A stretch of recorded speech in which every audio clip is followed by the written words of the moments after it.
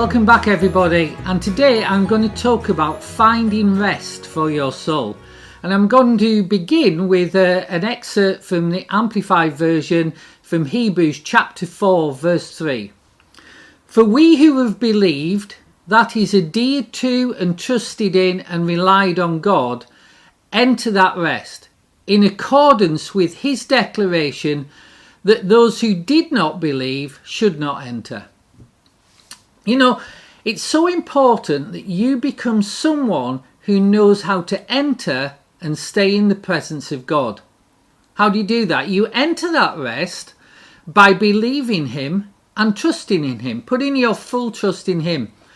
And that's important because you can defeat what the enemy's attempted to do in your life much of the time by staying in that place of peace instead of getting over into an offence, bitterness and unforgiveness. Let me share with you an example from the Bible. Moses was a man who knew the power and security that came from being in God's presence. And when he was faced with uncertainty and with his own insecurities, his response was to realise that he needed to experience more of the presence of God.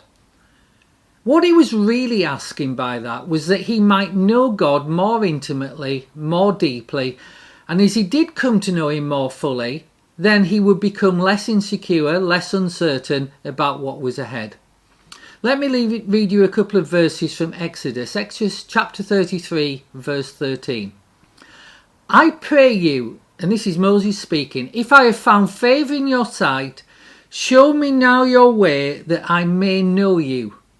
That's progressively become more deeply and intimately acquainted with you, perceiving and recognising and understanding more strongly and more clearly, and that I may find favour in your sight.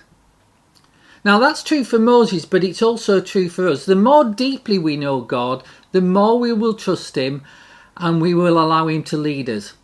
So how does that help with worry, with insecurity, with uncertainty?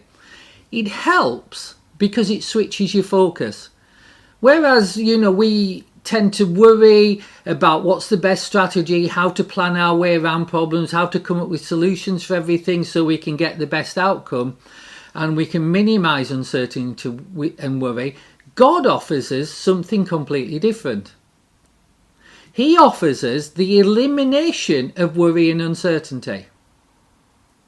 How does he do that? You see, when the presence of God is with you, there is no need to have all your steps charted out before you, or to have this perfect strategy, or to have the best possible plan.